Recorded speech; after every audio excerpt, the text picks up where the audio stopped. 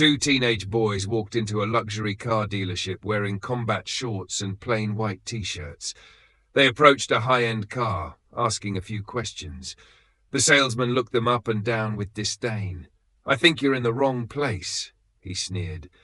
"These cars start at $900,000. Laughter echoed from staff and customers. Humiliated, the boys quietly left. The next morning, two Rolls-Royce Boat Tails pulled up outside the dealership. As the back door opened, the same boy stepped out, followed by their father in a tailored suit. The salesman watched, stunned. He never saw it coming. It was a normal day for the showroom, until two teenage boys on bicycles appeared at the entrance. Their arrival was almost silent, the only sound being the light squeak of bike tires as they coasted into view. They were dressed in combat shorts, plain white t-shirts, and sneakers scuffed from real use. No designer labels, no Rolex watches, just youthful curiosity and the kind of wide-eyed wonder that could only come from dreams that hadn't yet been stomped out by the world. They parked their bikes beside the front steps and walked in, the glass doors parting with a soft whoosh. Their faces lit up instantly, soaking in every shimmer of automotive perfection before them. Sleek curves, oversized wheels, gleaming emblems. They didn't run. They didn't act out. They didn't even touch anything. They simply stood there gazing. One of them finally turned to his brother and whispered, "That's it. That's the one." The car he pointed at was a deep midnight blue hypercar that looked like it belonged on the cover of a magazine. It was beauty sculpted into metal and speed, one of only a few in the country. The price tag, over $900,000. As they moved closer to admire it, a voice cut through the air, sharp, clipped and condescending. "Can I help you?" The boys turned. A salesman in a tailored navy suit approached, adjusting his cufflinks. His shoes were polished to a mirror shine, his hair gelled back just enough to look effortless. He was everything they weren't, refined, well-dressed, smug. He looked them over slowly, eyes dropping to their clothes and sneakers, then rising back up to their faces. "I'm sorry," he said, his lips curling into a smirk, "but I think you're in the wrong place. For you, a free like is easy, but for me, it is the greatest support and encouragement. For this video, can you give me 1 like and 1 subscription? Thank you very much." One of the boys blinked. "We were just wondering if these vehicles start at $900,000? The salesman interrupted, enunciating each word as if he were speaking to someone who didn't understand English. "Perhaps you'd be more comfortable elsewhere." Behind him, a few other staff members chuckled under their breath.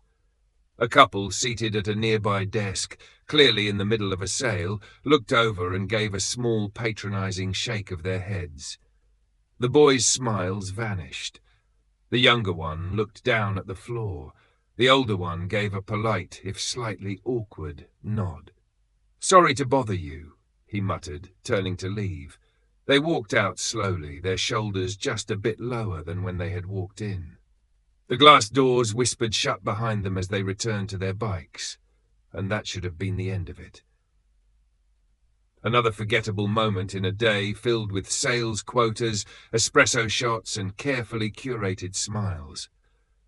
But then, something unexpected happened. Just as the boys were about to ride away, a voice called out from behind them. "Wait!" They turned. A woman stepped out from the shadows of a nearby desk, her expression warm but firm. She wore a cream blouse and black slacks, with her hair pulled back in a sleek ponytail. There was something different about her. No smugness, no sales pitch, just sincerity. "Do you have a minute?" she asked. The boys exchanged glances, hesitated, then walked their bikes back and stepped inside again. She met them near the car they had been admiring. "I heard you asking about this model," she said, her tone gentle but professional. "It's one of the finest in our lineup. Let me walk you through some of its features." The boys lit up again, curiosity returning like the sun after a cloud passed. She crouched slightly so she could speak to them at eye level. She talked about the engine specs, the customization options, the technology built into the interior. She handed them brochures, pointing out what each part meant. They listened intently, asked thoughtful questions, not about the price, but about the engineering, the design, the legacy behind the brand. She noticed most people didn't even care about those things. "Do you want to sit in it?" she offered. Their eyes widened. "Seriously?" one asked. She nodded. Carefully, respectfully, the boys took turns sitting inside the car. No wild movements, no selfies, just quiet appreciation. When they stepped out, she handed them her business card. "If you ever have more questions, you can call me directly," she said with a smile. "You're always welcome here." They thanked her with a mix of humility and awe, then rode away, this time with their heads held a little higher. The sales floor returned to normal. The smug salesman from earlier leaned over to a coworker and muttered, "Wasting her time." She heard him. Something about those boys stuck with her. Maybe it was the way they asked questions most adults didn't. Maybe it was the quiet confidence they carried beneath the awkwardness. Or maybe it was just the simple fact that they reminded her of a time when she had been underestimated too. The day ended, lights dimmed, doors locked, but the story wasn't over. The mansion sat at the edge of a private hillside estate where the world grew quieter, and the skyline was just something you gazed at, never something you chased. With its expansive glass walls, sleek architecture, and manicured gardens, it was the kind of home that whispered wealth instead of shouting it. The late afternoon sun painted the interior in shades of gold and amber. Light filtered through floor-to-ceiling windows, touching the polished marble floors and the custom artwork that adorned the walls. The stillness inside was elegant, intentional, like every corner had been curated, not lived in. And then the front doors opened. Two teenage boys stepped in, their sneakers thudding softly against the floor as they carried the weight of something heavier than a bad day. Combat shorts, plain white tees, and lingering silence followed them into the foyer. The older brother closed the door behind them and paused, his fingers tightening around the straps of his backpack. The younger one took a deep breath, then exhaled through his nose, like he was still trying to shake the feeling off his skin. "Where's Dad?" he asked, his voice low. "Probably in the study," the older replied. "Come on." For you, a free like is easy, but for me it is the greatest support and encouragement. For this video, can you give me 1 like and 1 subscription? Thank you very much. They walked past the modern chandelier that hung like a floating sculpture, past the hallway where classical piano music often drifted out and turned into a side wing. There, at the far end of the hallway, sat a set of heavy oak doors, open just a crack. Inside, their father sat behind a grand piano, the kind you see only on stages or in mansions like this one. He wasn't playing, just sitting. The lid was open, and a tumbler of something amber rested on the corner, untouched. He wasn't the kind of man you interrupted, not out of fear, but out of respect. He carried presents like other men carried wallets, always with him, never forced. He looked up as his sons entered. "Back already?" he asked, voice calm, eyes unreadable. The boys nodded. He studied them for a moment longer. "Everything all right?" The older brother opened his mouth to say yes, the automatic response, but stopped. "No," he said quietly. "Not really." Their father motioned to the leather armchairs near the fireplace. "Sit." The boys dropped their bags and sank into the seats. For a moment, silence filled the room like mist. The father swirled the drink in his glass, set it down without taking a sip, and turned his chair slightly toward them. "Tell me what happened." It came out in pieces at first, halting, hesitant, the kind of story you tell when you're unsure if you're overreacting, or if what you experienced really was as humiliating as it felt. The older brother spoke first. "We went to the dealership, the one downtown, the exotic one." Their father nodded slowly but said nothing. We wanted to look at the name of car we'd seen online. We weren't messing around. We were polite. Just curious." "Then what?" their father asked. The younger brother took over. "One of the salesmen looked at us like we were dirt. He basically told us to leave, said we were in the wrong place. He even laughed and said the car started at $900,000. He looked down at his hands. People around us laughed too. It was embarrassing. The words settled in the air like smoke. No one moved, but the older one added quickly, "There was a woman who worked there. She saw us and came over after the others brushed us off. She was actually nice.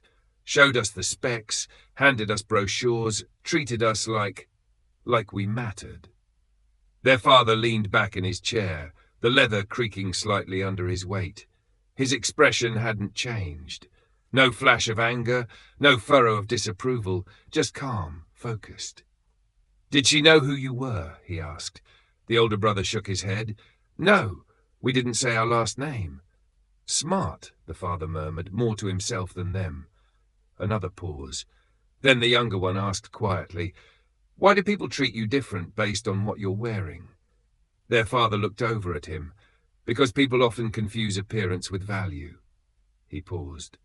"And that tells you more about them than it ever does about you." The boy nodded slowly, chewing on the thought. Then the room fell silent again. The father stood and walked to the window. He stared out at the sun, beginning its descent over the horizon, hands clasped behind his back. For a long time he said nothing. Then, without turning, he spoke. "Thank you for telling me." That was it. No fury, no immediate action.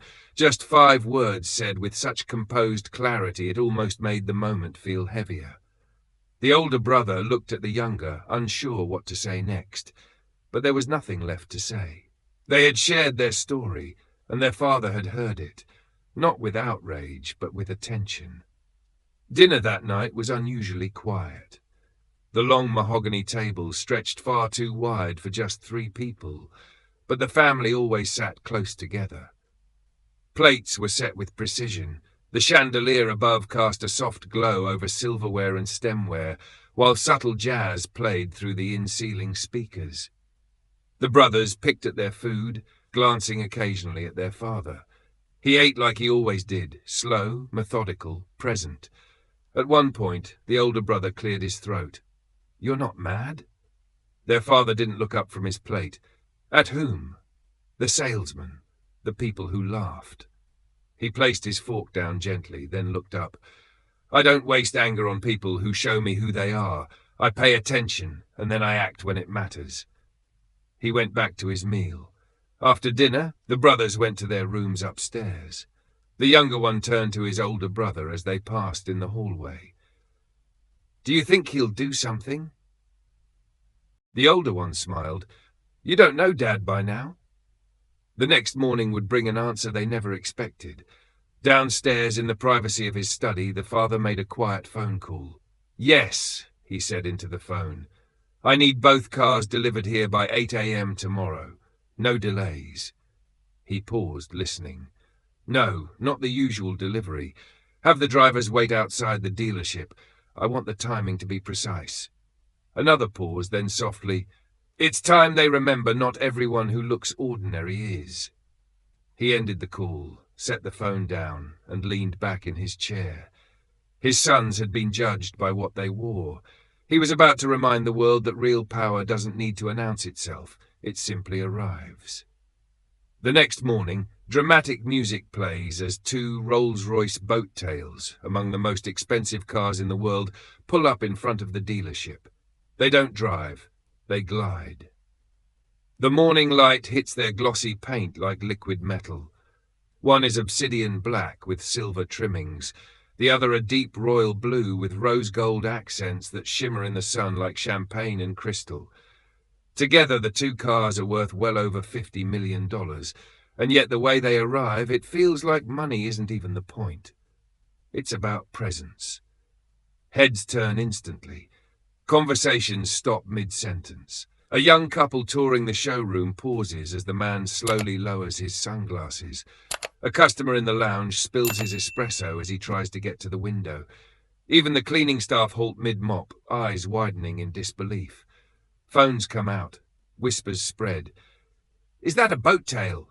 "No way, 2 of them. Who the hell are they?" Staff and customers swarm to the massive glass front of the dealership like moths to a flame. Some stare in silence, some record in disbelief. No one moves closer. Then the doors open. From the back seat of the royal blue boat tail, 2 teenage boys step out, wearing the exact same combat shorts and white t-shirts they wore the day before. Their presence is calm, not cocky, not flashy, just centered. They look around like they've been here before, and they have. Only this time, they're not asking for permission to admire the cars inside. They walk around to the front of the black boat tail just as the second rear door opens, and then he steps out. Their father. He's dressed in a sharply tailored dark grey suit, the kind that makes its own statement without needing a brand logo. His posture is flawless, his expression unreadable, his pace unhurried. He adjusts his cufflinks, not for show, but because he expects precision in every part of his life. The moment he sets foot on the dealership pavement, everything around him shifts. He doesn't walk in. He arrives. Inside the dealership, the arrogant salesman from the day before sees them. He had been laughing with a co-worker just moments ago, retelling the story of those 2 scruffy kids who thought they could afford a $900,000 hypercar. Now, laughter catches in his throat. His eyes widen. He stares at the boys, then at the man who follows behind them. Recognition sets in like ice on his spine, and then fear. He tries to compose himself, wiping his sweaty palms on his pants, adjusting his tie, straightening his posture. His smirk disappears as he meets the father's gaze, but it's too late. He never saw it coming. The glass doors open as the trio steps inside, and the entire atmosphere of the showroom thickens. The once silent crowd inside parts instinctively, like royalty just entered. The father walks to the reception desk with his sons behind him, calm, collected, controlled. "I'd like to speak to the staff member who assisted my sons yesterday," he says to the receptionist. The woman at the desk looks stunned. She blinks. "Why, yes, sir. 1 moment, please." The arrogant salesman steps forward quickly, his voice suddenly upbeat. "Sir, that was actually me." The father cuts him off with one look. "No," he says coldly. "You weren't the one who helped them." The man falters.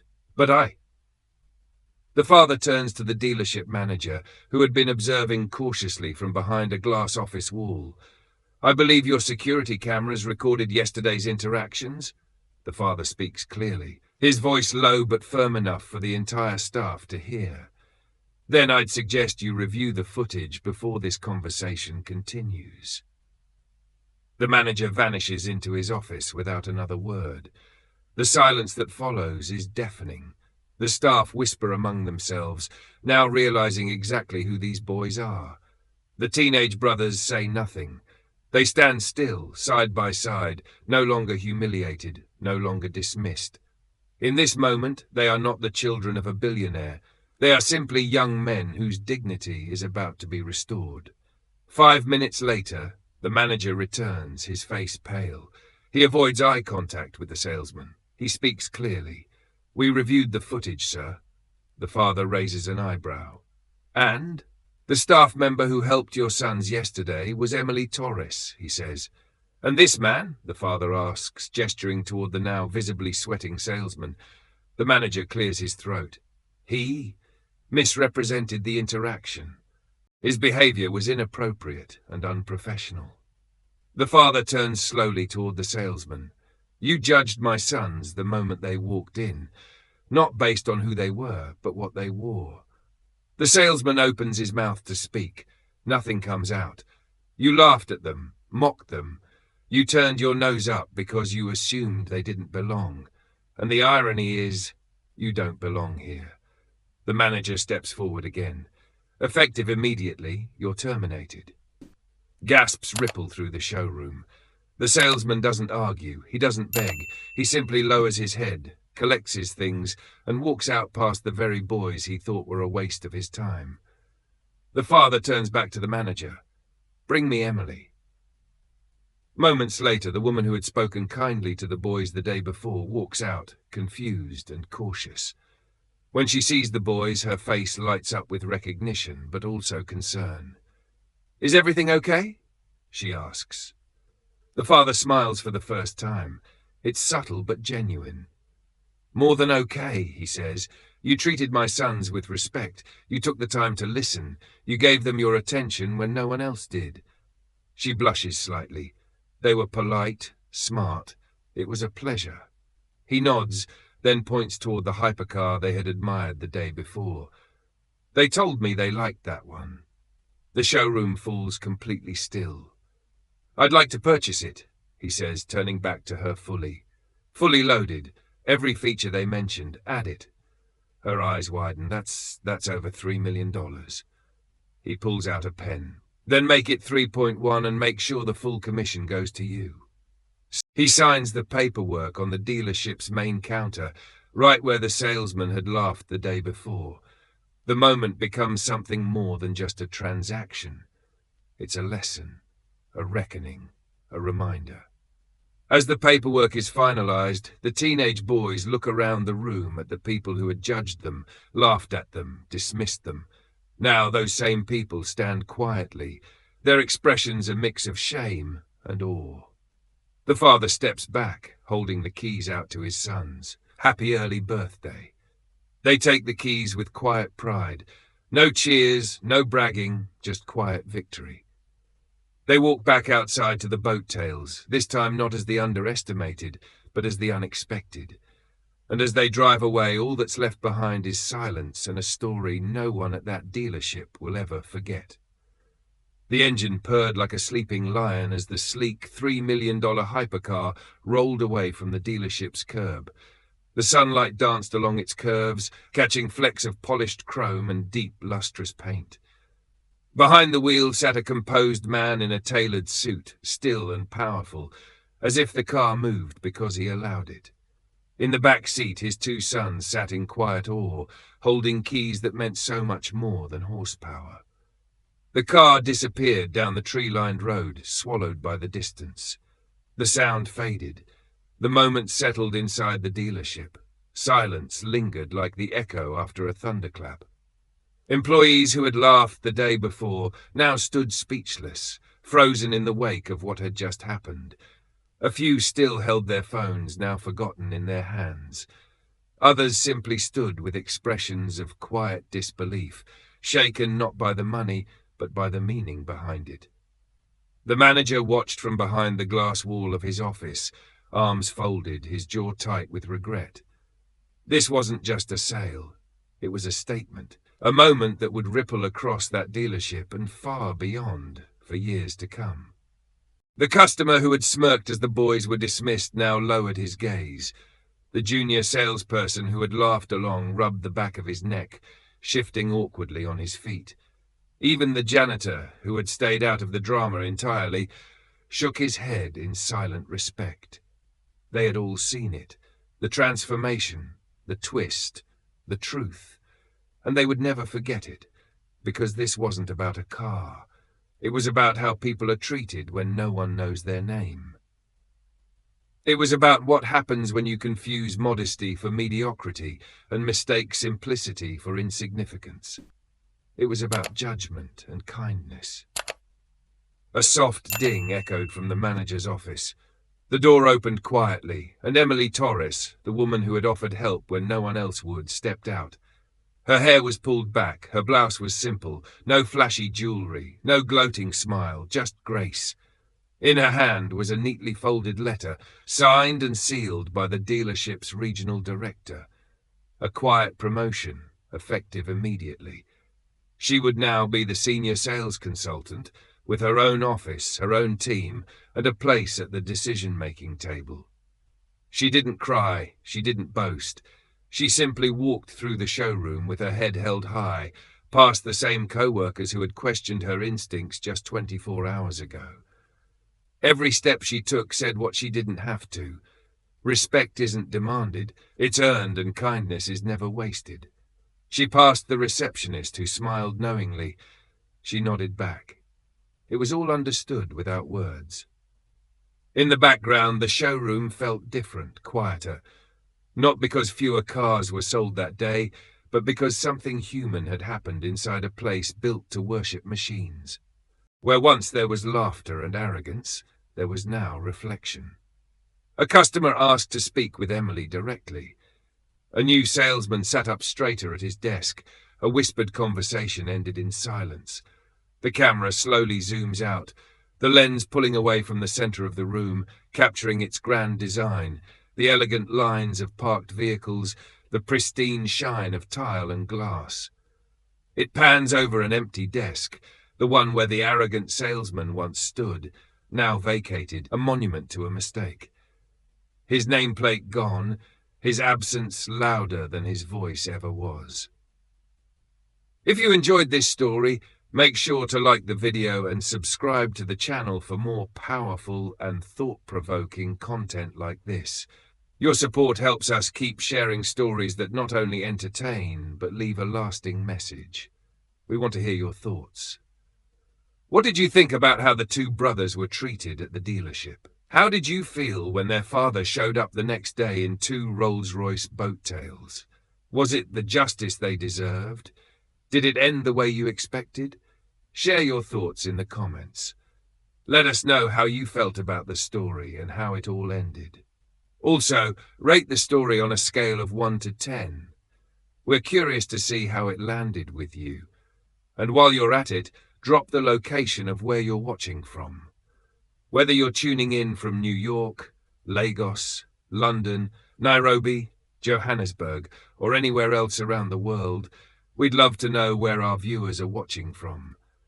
Big respect to the brothers for staying composed, to Emily Torres for showing genuine kindness when no one else did, and to their father for showing that real power speaks quietly, but leaves a strong impression.